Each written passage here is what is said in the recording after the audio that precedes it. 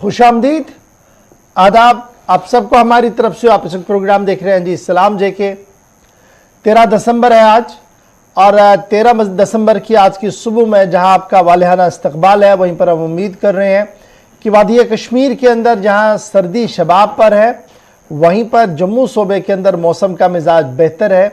और इस गर्मी और ठंडी के बीच जहां हम आपको सियासी पारे की खबर बताएंगे, वहीं पर जम्मू कश्मीर के दीगर जावियों से भी आपको बाखबर करने की कोशिश करेंगे। जम्मू कश्मीर के साथ साथ मुल्की सियासत पर भी गुफ्तगू होगी और बैनुल-अक़वामी सियासत पर भी नज़र रहेगी, क्योंकि सबका ताल्लुक जब सियासत से होता है तो हर खबर अपने अंदाज में एक बड़ी खबर होती है। तो इन छोटी बड़ी खबरों से आपको बाखबर करेंगे। सुबह 10 बजे तक आप हमारे साथ देंगे, और साथ देने के लिए आप टीवी पर हमें देख रहे हैं, टेलीविजन चैनल्स पर आप हमारी नशरियात को बराबर देख रहे हैं, मोहब्बत से देख रहे हैं, प्यार से देख रहे हैं, फीडबैक दे रहे हैं। आप social media site Facebook, Twitter, Instagram पर भी हमारे साथ ज्वाइन कर सकते हैं, हमारी ऑफिशियल वेबसाइट पर हमारे साथ ज्वाइन कर सकते हैं। और राब्ते के लिए याद रखिएगा, अगर आप मसाइल का हल ढूंढना चाहते हैं और हुकूमत तक अपनी बात पहुंचाना चाहते हैं तो 9:40 पर हमारी फ़ोन लाइन्स खुल जाती हैं। चंद कॉल्स को हम शामिल प्रोग्राम करवाते हैं। आज भी हस्ब दस्तूर इस तरीके का अमल चलेगा कि आपकी आवाज़ को हुकूमत तक पहुंचाने की कोशिश करेंगे। इससे पहले कि सियासी थर्मामीटर पर क्या क्या है और पारा कहां की ओर जा रहा है, उस पर आने से पहले जरा माजी की बात भी याद दिलाते चलें और आपको बताएं कि 13 दिसंबर में आज के दिन दुनिया भर के अहम तरीन वाक़ात में क्या कुछ हुआ था, क्योंकि माजी को याद करना जमानत मुस्तकबिल की होती है। चलिए, तारीख में आज का दिन सबसे पहले शुरुआत हिस्ट्री ऑफ द डे से करते हैं। और आज का दिन अहम क्यों है मुल्की सतह पर या बैनुल-अक़वामी सतह पर, उस पर जरा नजर डालते हैं। साल 2003 में आज ही का दिन था जब सद्दाम हुसैन साबिक इराकी सदर को तकरीर से गिरफ्तार किया गया था। 1913 में आज ही का दिन था जब अमरीकी मरकजी बैंक फेडरल रिजर्व सिस्टम का क़याम अमल में लाया गया, जिसके बाद बैंकिंग के शोबे में दुनिया भर के अंदर कई तब्दीलियां आई, लेकिन निजाम दुरुस्त करने के लिए जो पहली कोशिश हुई थी वो 1913 में अमेरिका से शुरुआत हुई थी। साल था 1232, अल्तमश ने जब ग्वालियर पर कब्जा किया था, आज ही का दिन था। इसके अलावा 1675 में सिख गुरु तेग बहादुर को आज ही के दिन दिल्ली में शहीद कर दिया गया, और जॉर्जियन कैलेंडर के मुताबिक 13 दिसंबर की यानी आज ही का दिन ये बनता है। साल 1921 में आज ही के दिन प्रिंस ऑफ वेल्स ने बनारस हिंदू यूनिवर्सिटी का इफ्तिताह किया, यानी बनारस के अंदर जो BHU जिसे आप कहते हैं बनारस हिंदू यूनिवर्सिटी, उसका इफ्तिताह आज ही के दिन साल 1921 में किया गया प्रिंस ऑफ वेल्स की जानिब से। 2001 में दिल्ली में पार्लियामेंट पर आज ही के दिन दहशतगर्दों ने हमला किया था, 13 दिसंबर का दिन इसलिए भी काफी इंपॉर्टेंट। और 1996 में कोफी अन्नान अक़वाम मुत्तहिदा के सेक्रेटरी जनरल मुंतखब हुए थे 1996 में। उसके बाद वो 2 टर्म्स और भी रहे, लेकिन शुरुआत उनकी यूनाइटेड नेशंस के अंदर 13 दिसंबर 1996 को ही थी। और साल था 1981, दिन था 13 दिसंबर का। पोलैंड में फौज का इक़्तिदार पर आज ही के दिन कब्जा, जहां पर बगावत हुई, बड़े पैमाने पर तब्दीली आई और बिलाखिर फौज का इक़्तिदार पर कब्जा आज ही के दिन पोलैंड के अंदर किया गया। चलिए, हिस्ट्री ऑफ द डे में ये सारे वाकयात जो आप तक पहुंचाना बेहद जरूरी था। अब शुरुआत प्रोग्राम की करते हैं तय फॉर्मेट के मुताबिक, और शुरुआत आज भी हम जम्मू कश्मीर की खबरों से करेंगे, लेकिन लिंक इस खबर का कहीं ना कहीं मरकजी जेर इंतजाम दिल्ली के साथ या दारुल हुकूमत दिल्ली के साथ भी है, क्योंकि हदबंदी कमीशन के हवाले से मुसलसल आपको अपडेट्स दे रहे हैं। और अब खबर यह है कि जम्मू कश्मीर के अंदर हदबंदी के लिए नए सिरे से जो जिन एरियाज के अंदर हदबंदी कमीशन मुसलसल काम कर रहा है, और जो पहली जो बाउंड्रीज ड्रॉ करनी है उसे लेकर बहुत जल्द एक नोट सामने आने वाला है, यानी कमीशन अपना काम बाकायदा मुकम्मल करने जा रहा है और अगले कुछ दिनों के अंदर तमाम चीजें आहिस्ता आहिस्ता करके अवाम के सामने लाई जाएंगी और पहला पेपर कमीशन की जानिब से तैयार करके बाकायदा पब्लिक डोमेन में कुछ दिनों के अंदर लाया जाएगा। लेकिन उससे पहले पेशरफ ये भी हुई है कि कमीशन जहां पर नए सिरे से हदबंदी के लिए कोशिश कर रहा था, तैयारियां कर चुका है, जम्मू कश्मीर नेशनल कॉन्फ्रेंस ने कहीं ना कहीं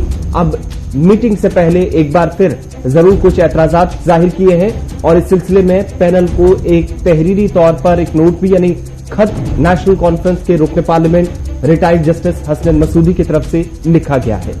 हसनैन मसूदी के साथ साथ मोहम्मद अकबर लोन ने हदबंदी कमीशन को एक खत तहरीर किया है और उस खत के मतन के मुताबिक उनसे कहा गया कि 20 दिसंबर को जो मीटिंग मुनक्किद होने जा रही है उस मीटिंग के एजेंडे को वाज़ेह किया जाए। अब ये पहला मौका नहीं है जी नेशनल कॉन्फ्रेंस की तरफ से कि खत लिखा गया हो। इससे पहले एक खत लिखा गया जिसमें कमीशन को कहा गया कि जनाब आपका वजूद और आपका क़याम जो है वो गैर आईनी है, क्योंकि मामला सुप्रीम कोर्ट के अंदर ज़ेर समाअत है और कमीशन ने गालिबन जहाँ तक मेरी नॉलेज है अभी तक उस खत का जवाब नहीं दिया है। और उससे पहले कमीशन के क़याम पर ही सवाल था और बाइकॉट की बात नेशनल कॉन्फ्रेंस की तरफ से हुई थी और आज एजेंडा मांगा गया कि जनाब मीटिंग अगर है तो एजेंडा भी दे दीजिए ताकि हम पढ़ें और आपके सामने कुछ एतराज़ात रखें। ऐसे थोड़ी होता कि आप बुलाएंगे हम आएंगे और हाँ में हाँ आपकी मिलाकर चले जाएंगे। इधर डॉक्टर जितेंद्र सिंह का मानना है, जो भारतीय जनता पार्टी के लीडर है, जम्मू कश्मीर को रिप्रेजेंट करते हैं, एसोसिएट मेंबर की हैसियत से हदबंदी कमीशन के अंदर मौजूद है। उनका मानना है कि कमीशन आज़ादाना है और आइन की रूह से बाइख्तियार है, इसलिए कमीशन जो भी कर रहा है वो आइन के दायरे में रहकर और आइन के एहतराम में कर रहा है, इसलिए बीजेपी की तरफ से भरपूर सपोर्ट और साथ जो है वो कमीशन को दिया जाएगा। अब कमीशन माना जा रहा है कि जनाब अपना टास्क जो है 6 मार्च 2022 से पहले ही मुकम्मल कर सकता है, क्योंकि लास्ट डेट जो है इस कमीशन की मियाद का वो है 6 मार्च 2022 और माना जा रहा है कि मार्च से पहले जो ये हलचल हुई है ये इसकी अक्कासी है कि इसके बाद हतमी रिपोर्ट भी सामने आ सकती है। अब 90 असेंबली सीट्स हमारी जम्मू कश्मीर असेंबली की होंगी और अगर ये हदबंदी होती है तो ये सिर्फ नई सीटें नहीं लाई जाएंगी बल्कि रिऑर्गेनाइजेशन के एक्ट के तहत और फिर डिलिमिटेशन के दायरे में रहते हुए कई असेंबली कॉन्स्टिट्यूंसीज की बाउंड्रीज को तब्दील किया गया है। SC STs की रिजर्वेशन का मामला है, कश्मीरी पंडितों की रिजर्वेशन का मामला भी जेर समात है। जरा से हमारे पास खबर, सीधे चलेंगे जी दिल्ली, जहां से हमारे साथ रिटायर्ड जस्टिस हसनैन मसूदी साहब नेशनल कॉन्फ्रेंस के रुकन पार्लियामेंट है जी, साउथ कश्मीर से हैं, अनंतनाग को रिप्रेजेंट कर रहे हैं और इनकी तरफ से और अकबर लोन साहब की तरफ से तहरीरी खत जो है वो रवाना किया गया है हदबंदी कमीशन को। बहुत बहुत शुक्रिया जी हसनैन मसूदी साहब ज्वाइन करने के लिए। गुज़श्ता दिनों आपने हमारे टेलीविजन चैनल पर इस बात का इतराफ़ किया कि जनाब मेल आया है जी, क़यादत फैसला करेगी कि क्या कुछ हतमी फैसला लेना होगा, जाना है नहीं जाना है, किस तरीके से आगे बढ़ना हो। लेकिन उमर साहब ने दिल्ली श्रीनगर के अंदर और फारूक साहब ने जम्मू के अंदर इस बात के आसार पैदा किए और इस बात की उम्मीद जाहिर की कि कमीशन के सामने तो पहले भी हम मिले श्रीनगर के अंदर जब ऑल पार्टीज मिली, इस बार भी हम देखते हैं जी क्या कुछ उनके पिटारे में होगा। ऑन द प्रॉपर चैनल और प्रॉपर नोट पर उसको उसी तरीके से एड्रेस किया जाएगा। आपकी तरफ से खत रवाना किया गया है। खत इसलिए रवाना किया गया कि 20 तारीख को जो निशस्त होने जा रही है आपको पेशगी एजेंडा दिया जाए, वो तहरीर दिया जाए जो हदबंदी कमीशन की तरफ से बनाया गया है, या कुछ और आप चाहते थे हदबंदी कमीशन से? देखिए 10 दिसंबर 2021 को खत रवाना किया गया, जो खत में मौसूल हुआ है और हमें कहा गया कि आप हमें बतौर किया गया कि 20 दिसंबर 2021 11:30 बजे सुबह मीटिंग होने जा रही है और हमें कहा गया कि आप भी कन्वीनर बनाइए, आप मीटिंग में शामिल हो जाइए। तो जाहिर सी बात है अगर मीटिंग में शामिल होना है तो हमें कोई मौक़िफ़ रखना है और कोई देखना है कि मीटिंग का एजेंडा क्या है, किस लिए मीटिंग बुलाई जा रही है। तो हमने उसी पसमंजर में एक खत रवाना किया और कमीशन से ही गुजारिश की कि हमारे साथ शेयर किया जाए, हमें कहा जाए कि एजेंडा क्या है और एजेंडा के साथ जो मुंसलिक है कागजात वो भी हमें फराहम की जाए ताकि उसका मुताला किया जाए।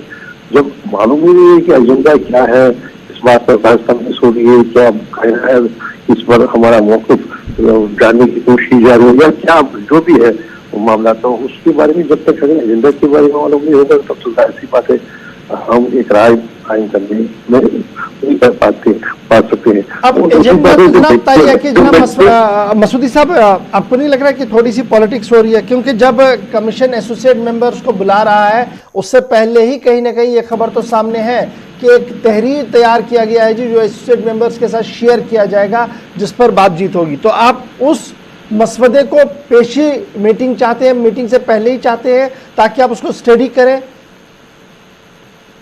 अगर राजी बात है ना, अगर मदद किया जा रहा है, कहा जा रहा है कि आप आइए और आप मीटिंग में शामिल हो जाए, तो उसका एक मकसद है कि किसी भी मामले पर, जो भी मामला ज़ेर बहस है या उनकी ज़ेर गौर है, उस पर कोई दस्तावेज हो, बातचीत हो। और जब भी एजेंडा की बारे में हमें मालूम भी नहीं है, तो ये तो बिल्कुल हमने जो एक लाजमी चीज है पहले मीटिंग से पहले, तो वो लाजमी चीज उसी के बारे में हमने कहा। और हमने ये भी याद किया कि जो पहली वाली चिट्ठी थी, उस चिट्ठी का भी हम जवाब की मुंतजर है। लेकिन उसके बाद जैसे आपने कहा कि कमीशन श्रीनगर आया और श्रीनगर में सभी जो वफूद थे उनसे मिले, हमारी तंजीम का भी बहुत मिला, हमारी जमात का भी सीनियर कायदीन का भी बहुत मिला। तो हम इस वक्त तो सिर्फ ये है कि एजेंडा दिया जाए और एजेंडा के साथ जो मुंसलिक कागजात वो फराहम किए जाए। मसूदी साहब, आप कानून के माहिर हैं, कमीशन बाइख्तियार है, कमीशन एक कानून के ज़ाब्ते के तहत काम कर रहा है, और एसोसिएट मेंबर्स का रोल कितना मुअस्सर है इस कमीशन के सामने? हमने जहां तक एसोसिएट मेंबर्स का ताल्लुक है, वो इस पर दस्तखत नहीं कर सकते हैं जो हतमी रिमोट होगी, और नहीं उसके बारे में वो उनका कोई वीटो का पावर है कि या उस किसी चीज पर वो डिसएग्री करे, वो डिसेंट करे। हाँ, ये जरूर बात है कि अगर जब भी बात होगी, जब भी कोई बात होगी, तो उस वक्त अगर हमारा कोई व्यू पॉइंट होगा, जो अपना हमारा व्यू पॉइंट होगा, जो उसके साथ मेल होता हो, जो नताइज अकब किए हो कमीशन से, तो वो व्यू पॉइंट भी हम रख सकते हैं। लेकिन जहां तक कमीशन की सिफारिशात है या कमीशन का रिपोर्ट है, और उस रिपोर्ट को मुरतब करने का मामला है, या उस पर दस्तखत करने का जो मामला है, या अपना कोई वीटो करने का या करने का, तो ऐसा कोई है नहीं। एसोसिएट मेंबर्स का ड्यूटी क्या मैं ये समझूं कि एसोसिएट मेंबर की हैसियत से तो हर जम्मू कश्मीर का फर्द है, जो जम्मू कश्मीर का बाशिंदा है, वो जब रिपोर्ट सामने आएंगी, पब्लिक डोमेन में आएगी, वो भी तो इसी तरीके से अपनी बात रख सकते हैं। At the end of the day फैसला कमीशन ने करना है कि किस बात को लें, किस बात को नहीं लें। और रिपोर्ट, हाँ सही बात है, बात रखने इसीलिए देखिए, एक ऐसा मामला होता है कि नहीं कोई है ही नहीं इस बारे में रोल, लेकिन जब एक रोल दिया गया, लेकिन वो एसोसिएट मेंबर का है, उसकी अपनी हदूद है, लेकिन बात रखने का तो है ही, मौका है ही। इसीलिए बात रखने के लिए पहले होना चाहिए मालूम कि किस चीज पर बात हो रही है, क्या अगर क्या ऐसी जो मकतूब मिले हैं या जो इनपुट्स मिले हैं कमीशन को, उन पर बात होनी है। तो अगर साहसी बात है, अगर वो इनपुट्स मिले हैं, तो मटीरियल मिला है, तो वो शेयर हो जाएगा और एजेंडा शेयर हो जाएगा, तो हम ज्यादा मौसर उस पर बात हो सकती है। चलिए, बहुत शुक्रिया। जो पहली बात आपने कही, जो पहली आपने कही बात, वो तो है ही है। देखिए, हमारे कहने या न कहने से जो आईनी हैसियत है कमीशन की, वो तो अगर हम कहेंगे, हम नहीं कहेंगे, लेकिन फिर भी वो सच है कि एक ऐसे कानून के तहत ये कमीशन बनाया गया है, जिस कानून को इस वक्त सुप्रीम कोर्ट देख रहा है क्या ये आईनी तौर जायज है या नहीं जायज है।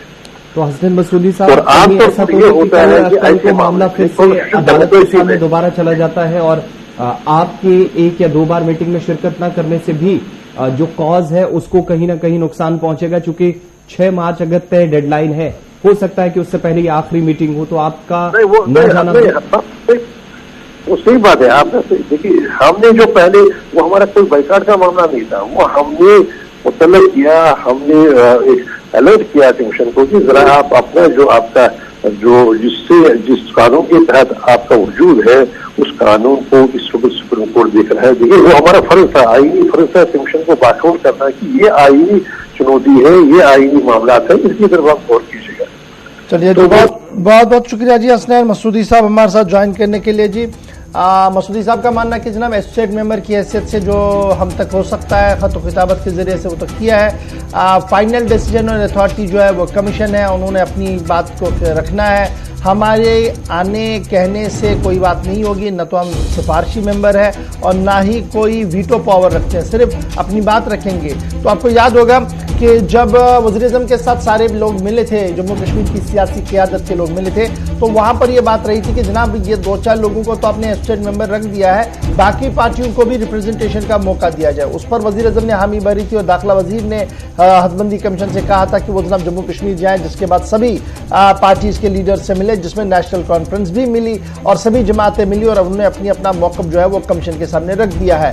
अब खबर जो सामने है वो ये है कि ST/SC की रिजर्वेशन, उसके साथ साथ कश्मीरी पंडितों के लिए रिजर्वेशन, ये कहीं ना कहीं कमीशन का काम जो है वो मुकम्मल हुआ है। और साथ साथ रिबाउंड्रीज यानी जो सरहदें किसी भी कॉन्स्टिट्यूंसी की है उनको दोबारा से देखा गया है, उनको या तो छोटा किया गया होगा या कोई इलाका कहीं और चला गया हो, और ये सारी काम जो है ये मुकम्मल हो। ये पहली बार ऐसा नहीं हुआ होगा। याद रखिएगा माजी में जब जब भी हदबंदियां हुई हैं तो इसी तरीके से इलाकों को काटा गया है, A को B में, B को C में, C को D में डाल दिया गया है और ये कह दिया गया कि जो अवामी साख्त और अवाम के मसाइल और मुश्किलात को दरपेश रखते हुए जी ये कॉन्स्टिट्यूंसियों में तब्दीली की गई है। तो इस बार भी श्रीनगर के कई हसास कॉन्स्टिट्यूंसीज की रिबाउंड्रीज आप देखेंगे। मैं नाम लूंगा तो कमीशन कल नोटिस निकालेगा जी जनाब आपने पहले ही तो बता दिया, तो फिर क्या फायदा। लेकिन जरूर याद रखिएगा कश्मीर सूबे की कई कॉन्स्टिट्यूंसीज को दोबारा से तश्कील दे दिया गया है, बाउंड्रीज बना दी गई हैं और उसके साथ साथ पीर पंचाल और डोडा बगरवा वाली कॉन्स्टिट्यूंसीज को भी रिबाउंड्रीज में कर दिया गया है, क्योंकि वहां पर वो करना बहुत ज्यादा जरूरी था। कुछ इलाकों के अंदर सियासत जो है वो नजर आ रही है। इस पर काफी ज्यादा गर्मा गर्म बहस होगी जब रिपोर्ट सामने आएगी। फिलहाल बड़ी खबर यह है कि नेशनल कॉन्फ्रेंस ने तहरीरी खत रवाना कर दिया कमीशन को और कमीशन ने जवाब तो दिया नहीं, लेकिन 20 तारीख को तलब किया है एसोसिएट मेंबर्स को। तो ये तो थी बात एसोसिएट मेंबर्स की डिलिमिटेशन कमीशन की। बढ़ते हैं जी आगे, अब जरा दूसरी खबर की ओर आते हैं और बात आपको बताते हैं नीति आयोग की। आपको याद होगा कि नीति आयोग मुल्क भर के अंदर तरक्याती मंसूबों पर नजर रख रहा है, प्रोग्रामों पर फाल और मुतहरिक बनाने के लिए काम कर रहा है, लेकिन जम्मू कश्मीर आते आते बैक टू बैक कई सवालात नीति आयोग की तरफ से उठाए गए हैं और यही वजह कि जम्मू कश्मीर LG इंतजामिया को मरकज ने जिस तरीके से झंझोड़ा है, उसके बाद यूनियन के अंदर जो चीफ सेक्रेटरी है उनकी सरबराही में अब मीटिंग भी हुई है और उन उठाए गए सवालों का जवाब देने की कोशिश भी की गई है। अब मामला है क्या, मैंने आपको बता दिया नीति आयोग ने सवाल पूछे हैं और यह कहा है कि जनाब नीति आयोग की तरफ नीति आयोग ने जो जम्मू कश्मीर सरकार के सामने कहा कि जो सेंट्रल स्पॉन्सर्ड स्कीम्स हैं और जो फ्लैगशिप प्रोग्राम्स हैं उनकी अमल दरामद में जनाब खामियां हैं, लैतुलैल है, उनको दूर किया जाए। और अब जब यह मामला सामने रखा गया उसके बाद पहला मामला सामने आया गया जी public finance management system PFMS की तरफ से, और चीफ सेक्रेटरी ने जब यही देखा कि PMFS स्कीम को मुतारफ तो कराया गया लेकिन हर तरह से ये पूरी तरह से इंप्लीमेंट नहीं हो रही है और सेंट्रल स्पॉन्सर स्कीम्स के सबमिशन और यूटिलाइजेशन ऑफ सर्टिफिकेट्स के हवाले से लैतुलैल हो रहा है, ताखीर हो रही है, तो इस पर जोर दिया गया है कि PMFF ने पब्लिक फाइनेंशियल मैनेजमेंट सिस्टम जो है उसको और मुतारिक फाल बनाया जाए, इंप्लीमेंटेशन जो होगी वो इसमें कराई जाए और सेंट्रल स्पॉन्सर्ड स्कीम्स की यूटिलाइजेशन सर्टिफिकेट जो है वो टाइम पर जाए। नंबर 1। नंबर 2, पावर डिपार्टमेंट का मामला भी जेर गौर आया। इसमें 2-3 चीज हुए थे। एक मामला ये था कि जनाब जो आपके क्योंकि NHPC और नेशनल ह्यूमन राइट्स कमीशन और दीगर लोगों की तरफ से नीति आयोग के सामने सवाल पेश किया गया था कि जम्मू कश्मीर के हवाले से कि जनाब ऑन द फोर फ्रंट पर जो PDD के लोग हैं उनकी हिफाजत को यकीनी बनाने के लिए क्या कुछ किया गया और मरकज ने जिस तरीके से आपको कहा था कुछ स्कीमों को लेकर उस पर इंप्लीमेंटेशन नहीं हुए। इस पर पावर डेवलपमेंट डिपार्टमेंट की तरफ से जो हमें चीफ सेक्रेटरी के दफ्तर से जरा से खबर आई है वो ये आई है कि रेस्पॉन्सिबिलिटीज को जनाब फिक्स किया जाए। जहां जहां पर भी कुछ इस तरीके के इंसिडेंट्स हुए, लाइनमैन जुलस गए हैं, कुछ हुआ है, लेकिन उनके लिए प्रॉपर गैजेट्स और इक्विपमेंट्स दिए जाए, इस पर भी बात हुई है और प्रॉपर इंश्योरेंस कवर के दायरे में उन्हें रखा जाए ताकि बाद में जो पसमानदगान है अगर इस तरीके का कोई हादसा आता भी है तो पसमानदगान जो है वो किसी न किसी तरीके से राहत की सांस ले और वो आगे अपनी जिंदगियों को बसर कर सके। इसके साथ एक बड़ा मंसूबा था जो माजी में हाथ में लिया गया था, मुझे याद है ये सरकार शायद कांग्रेस और PDP की थी, ये फैसला लिया गया था कि जेर जमीन गैस पाइपलाइन को जनाब लाया जाएगा और बठिंडा से उसको पंजाब, बठिंडा से लाते लाते जम्मू ले आना था, जम्मू से कश्मीर और कश्मीर से लद्दाख तक तक उस पाइपलाइन ने जाना था और उस पर ज्यादा पेशरफ्त नहीं हुई है। इस पर भी जब नीति आयोग ने सवाल उठाए हैं तो अब मामला चला गया जी फूड सप्लाईज और कंज्यूमर अफेयर्स के पास, जिन्हें कहा गया कि वो पेट्रोलियम नेचुरल गैस के रेगुलेटरी बोर्ड के साथ जनाब पूरी तरह से काम करें और ये जो जम्मू उधमपुर रियासी सांबा कठुआ गैस पाइपलाइन है 5 डिस्ट्रिक्ट के अंदर से डिस्ट्रीब्यूशन जो बनाना है इसको यकीनी बनाने के लिए हर मुमकिन कदम जो है वो उठाया जाए। यानी यहां पर भी सुस्त रफ्तारी जो नीति आयोग ने दिखाई थी उसकी अक्कासी चीफ सेक्रेटरी की मीटिंग में भी कहीं ना कहीं दिखी है। उसके साथ साथ आयुष्मान भारत और health and family welfare ministry की तरफ से उठाए गए जो कई सवालात थे उसमें यह कहा गया था कि जनाब आयुष्मान भारत का मामला और जो इंश्योरेंस का मामला है वो जी ट्रांसपेरेंट तरीके से किया जाए, तो उस पर भी कल जो है वो बाज़ाब्ता तौर पर मीटिंग के अंदर जो है वो फैसला लिया गया और नीति आयोग ने जो कुछ कहा था कहीं ना कहीं उन पर संजीदगी के साथ सुनते हुए देखते हुए चीफ सेक्रेटरी ने हिदायत जारी करते हुए कह दिया है कि ये मामले जो है वो तय वक्त के अंदर मुकम्मल किए जाएं और बराबर अपडेट किया जाए नीति आयोग को कि इस सिलसिले में क्या कुछ किया गया है। ये तो था मामला जनाब नीति आयोग का, लेकिन अब जरा वादी कश्मीर के नौजवानों की भी बात बताते हैं। साल 2021 अपने इख्तिताम की ओर है और इस इख्तितामी साल के आज 13वें दिन पर यानी अब हम निस्फ महीने पर आ चुके हैं, 13 तारीख आज है, 2 दिन बचे और हम हाफ पर आ जाएंगे। लेकिन साल 2021 नौजवान और मंशियात के हवाले से कैसा चला गया है? बिल्कुल, मंशियात का इस्तेमाल बेतहाशा हो रहा है। परसों भी हमने आपको इसी प्रोग्राम में एक रिपोर्ट बताई थी, कुछ आदाद शुमार सामने रखे थे, लेकिन जब हम उन मुख्तलिफ इदारों का रुख करते हैं, उनके आदाद शुमार देखते हैं जहां पर मंशियात का इस्तेमाल करने के बाद नौजवान बड़ी तादाद में आए, रजिस्टर्ड हुए, उनका इलाज हुआ, काउंसलिंग हुई और किस किस तरीके से ये अमल आगे बढ़ा है, इसमें मजीद कुछ आदाद शुमार आए हैं जो हैरान करने वाले हैं।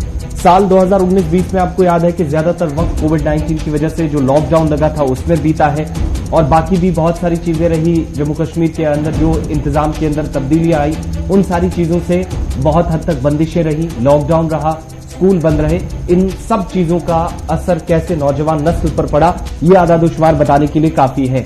और साल 2019 और 20 में जहां पर मंशियात का इस्तेमाल करने वालों की तादाद श्रीनगर के जीएमसी के मातहत चलने वाले जो 2 इदारे हैं या 2 लैब्स कह लीजिए जहां पर इन लोगों का इलाज होता है, जो आज के वक्त में मंशियात का इस्तेमाल कर रहे हैं और उनके वहां पर काउंसलिंग या किसी तरीके से इलाज चल रहा है, तो 2020 में जो हमारे सामने तादाद थी उससे 2 गुना इजाफा देखा गया है 2021 में। अभी 2021 का हमने आगाज में ही कहा कि अभी भी 15 से 16 दिन बाकी है। आदाद-ओ-शुमार उससे पहले ही पिछला रिकॉर्ड तोड़ चुके हैं जो 2020 में था। ओपीडीज के अंदर जिन लोगों की तादाद साल 2020 में 13,000 के आसपास थी, 13,500 के आसपास थी, इस साल आप देखेंगे तो वो तादाद पार करते हुए जम्मू कश्मीर के अंदर, सिर्फ श्रीनगर कश्मीर वादी की बात करेंगे तो श्रीनगर के अंदर रजिस्टर्ड मामलात पिछले साल के मुकाबले इस बार ज्यादा हो चुके हैं, यानी 2021 में उनकी तादाद बढ़ी है। जहां पर 2 सेंटर्स जो जीएमसी के मातहत काम करते हैं श्रीनगर के अंदर चलते हैं, 13,500 रजिस्टर्ड केसेस जनवरी 2021 से नवंबर 2021 था, ये दिसंबर का महीना छोड़ दीजिए, यानी 10 महीनों के दौरान 13,500 लोगों को रजिस्टर्ड किया गया जो मंशियात का इस्तेमाल करते हैं। और तशवीशनाक सूरत हाल तब बन रही है इशफाक जब एक ही नीडल से, एक ही किसी सुई से हेरोइन का 80% इस्तेमाल करने वालों की तादाद यूटी के सिर्फ एक सूबे के अंदर सामने आ रही है, जो सबसे बड़ी परेशानी माहिरीन के मुताबिक है। साल 2020 में 7,500 ये फिगर्स हम आपको सरकारी बता रहे हैं। मैं इसलिए 6 लाख का फिगर तो सरकार ने पहले मान लिया लोकसभा के अंदर, लेकिन जब हम 2 कश्मीर सूबे के 2 ओपीडीज की बात करें जो सरकारी तौर पर चलाई जा रहे हैं, जहां पर मंशियात मुखालिफ प्रोग्रामों का हाथ में लिया जाता है, वहां पर कहा गया कि साल 2020 में जी 7,500 एडिक्ट केस सामने आए। और ये श्रीनगर की मैं बात आपको बता रहा हूं जी। 2021 में 13,500, 7,500, 13,500, 10 महीनों का रिकॉर्ड आपके सामने है। और ये जो 13,500 ओपीडीज के अंदर लोग आए, नौजवान आए, अब ये लड़का था नहीं जी, रिकॉर्ड क्या कहता है, इसमें हमारी बहनें भी हैं, हमारी माएँ भी हैं। मुआशरा कहाँ की ओर जा रहा है, बस एक बार इस पर जरा आंखें बंद करके सोचिए कि मेरा भाई भी इस दलदल का शिकार है, मेरी बहन भी इस दलदल का शिकार है, और मेरी मां भी इस दलदल का शिकार है। अब इसके बाद बचा क्या है हमारे पास? असासा लुट रहा है और हम खामोश हैं। बहरहाल सुन लीजिएगा एक बार, हो सकता है दिल में उतर जाए हमारी बात और इसका कोई हल निकल जाए। 13,500 ओपीडी रजिस्टर हो गए जी जनवरी में, जैसे आसिफ ने आपको पहले ही बता दिया। लेकिन रिकॉर्ड्स ये बता रहे हैं जी, Srinagar on the top of the list रहा है। तमाम अजला में Srinagar on the top of the list है। अब ये कहां पर हीरोइन बिकती है? पहले तो हम देखते थे जनाब चरस आती थी, अब हीरोइन बिकती है और उसको इंटरवेन किया जाता है इंजेक्शन के जरिए, जिससे हेपेटाइटिस बी और एड्स जैसी बीमारियां मुल्क हो गई है। हो रहा है श्रीनगर के अंदर। अब श्रीनगर के दायरे को जब आप खंगालते हैं तो लॉ एनफोर्समेंट एजेंसियां दिल्ली से लेकर जम्मू कश्मीर तक हमारी श्रीनगर के अंदर कयाम पजीर है। उसके बावजूद भी केसेस बढ़ रहे हैं, घट नहीं रहे। और आपको याद होगा डीजीपी साहब का मानना है कि जिस तरीके से जी पंजाब को उड़ता पंजाब बनाया गया, वही साजिश पाकिस्तान की तरफ से जी जम्मू कश्मीर के अंदर भी लगाई जा रही है और जम्मू और श्रीनगर को तबाह किया जा रहा है। बड़ा अच्छा बयान है जी डीजीपी साहब। रोकने का भी हमें बताइए। अगर इतना आपको पता है कि वहां से आ रहा है और ये हमें बताया जा रहा है कि परिंदा सरहद पर नहीं मार रहा है, तो मंशियात आ रही हैं, तो जनाब रोकने का भी हमें बताइए कि क्या कुछ प्रोग्राम आपके पास है, कैसे आप इसको रोक रहे हैं, कैसे आप उन बड़े गुरुओं के चेहरों से पर्दा हटाएंगे। एक बड़ा सवाल ये है। नीचे एक डीलर आपको पकड़ लेते हैं, आप किसी छोटे आदमी को पकड़ लिया, वो तो रोज रूटीन का मैटर अब हो गया है जी, रोज हम देखते हैं। किसी गाड़ी में इतने 1000 क्विंटल थे, वो भी हमने देख लिया। लेकिन आया कौन, लाया इसको? Who was the main conspirator? आज तक कभी प्रेस कॉन्फ्रेंस करके ये नहीं बताया गया कि जनाब दिस इज द मैन। ये व्हाइट कॉलर आदमी था, ब्लैक कॉलर आदमी था, जनाब ये था वो भेड़िया जो काम करवाता था और खुद घर बैठा था। और ये है जी वो आदमी जो मेन आदमी था जो इस धंधे को चलाता था। आज तक मैंने कोई प्रेस कॉन्फ्रेंस देखी नहीं। अगर आपने देखी होगा तो जरूर मुझे फेसबुक में, ट्विटर पर आकर कमेंट कीजिएगा, क्योंकि लाइव इस वक्त ट्रांसमिशन है। अब जरा थोड़ा सा और खंगालिएगा, ये मामला पॉलिटिक्स से भी ज्यादा खतरनाक हमारी रियासत का बन रहा है, इसलिए थोड़ा सा वक्त इस पर दे दीजिएगा। 2021 में 1667 लोग एडिक्ट हो गए जी ड्रग्स के, जिला अनंतनाग के अंदर रजिस्टर हुए। उसके बाद बारामूला में 1560 से ज्यादा लोग, 1338 लोग पुलवामा में, 1247 लोग कुपवाड़ा में। और ये सारे डिस्ट्रिक्ट जब आप देखते हैं तो इसके अंदर ड्रग एडिक्शन जो है वो सबसे ज्यादा बड़ी है 2 साल 3 सालों के दौरान। एनालिसिस ये बता रहे हैं कि जैसे आसिफ ने आपको पहले ही बताया कि किस तरीके से इन सभी चीजों को लिया जाता है, जो इंटरवेन किया जा रहा है। लेकिन माहिरीन का मानना है कि अगर जनाब आज भी होश के नाखून नहीं लिए गए तो तबाही तय है और इस तबाही को कोई नहीं रोक सकता है। जब हमारी माँ, बहन और भाई तीनों इस दलदल में आ चुके हैं तो अब आपकी और मेरी ये जिम्मेदारी है। सिविल सोसाइटी के उन लोगों की जिम्मेदारी है जो अभी भी खामोश है इस पूरे मामले पर और ये कह रहे हैं कि चले मेरा बेटा तो बचा हुआ है, दूसरे के बेटे पर हम क्या करें, या बात करने से डर रहे हैं। जनाब आज वहां आग लगी है, आपके आंगन में आग कब पहुंचेगी शायद आपको इस बात का अंदाजा भी नहीं लगेगा बाद में। तो इसलिए speak up against this crime बहुत ज्यादा जरूरी है। और जहां पर भी हमें गलत लगता है इन्फोर्समेंट एजेंसी को मुतल्ला कीजिए, कार्रवाई करवाइए, चाहे 2 दिन के ही लिए मामला रुके, लेकिन रुकना जरूर चाहिए। और जो ये लोग ले रहे हैं ना, उनसे नफरत नहीं मोहब्बत कीजिएगा, क्योंकि मोहब्बत ही एक ऐसा जरिया है जिससे उन्हें वापस लाया जा सकता है। और बहुत सारे वालिदैन ने चैनल ऑफ कम्युनिकेशंस को क्लोज कर दिया है, तो वो चैनल ऑफ कम्युनिकेशन, बातचीत का रास्ता जो है वो आपने तर्क नहीं करना। चाहे मेरी माँ ले रही है, चाहे मेरी बहन ले रही है, चाहे मेरा भाई ले रहा है, घर में जितने भी लोग अब बच्चे उन्हें पता कि जनाब ये इस दलदल में फंसा है। नफरत की निगाह से नहीं, मोहब्बत से उनसे के साथ बात कीजिए, उनके गुस्से को ठंडा कीजिए, उनको वापस लाने की हर मुमकिन कोशिश कीजिए। घर से पहल कीजिएगा, मुआशरे में तब्दीली जरूर आएगी। अल्लाह मियाँ से यही दुआ है कि अल्लाह पाक हमें इस दलदल से बाहर निकाले, क्योंकि जिस दलदल में जम्मू कश्मीर फंस रहा है यहाँ से बाहर आना इंतहाई मुश्किल हो जाएगा। सरहदी इलाके हमारे कैसे हैं आपके सामने खबर है। छोटे से ब्रेक के लिए रुक रहे हैं। एक चीज और भी ऐड करते चले, वो ये है कि आज के दिन में 2 दिन पहले जो हमने आपको रिपोर्ट बताई थी 2018 के बाद दो इजाफे देखे गए, यानी दो लेवल्स पर ऊपर गया है जम्मू कश्मीर। एक तो ये कि हेरोइन का 80% से ज्यादा इस्तेमाल हो रहा है, दूसरा 6%। पहले 2018 से पीछे जब जाते थे तो नौजवान लड़कों की तादाद इस दलदल में फंसे जो आज भी नजर आते हैं उनकी तादाद थी, लेकिन 2018 से नवंबर 2021 में अनऑफिशियल फिगर्स हैं, लेकिन रिपोर्ट्स कई इदारों के सामने आई, 6% तक खवातीन भी इसमें आज के वक्त में मुलव्वस पाई गई हैं। और जहां तक गिरफ्तारियों की या कार्रवाई की बात रही तो कल ही हमने आपको बताया था कि 12 मजीद, परसों 8 और कल भी 12 जो मंशियात फरोश हैं उनको गिरफ्तार किया गया। 2 दिनों के अंदर 2 दर्जन के करीब ऐसे लोग पकड़े जाते हैं, लेकिन सवाल ये पूछा जा रहा है कि पकड़ने के बाद उन्हें चंद दिनों के बाद ही रिहाई मिलना कहीं एक और तबाही की तरफ ये इकदाम तो नहीं है? ये सबसे बड़ा सवाल इस वक्त। छोटे से ब्रेक का है, खबरें और भी हैं, हमारे साथ रहिए।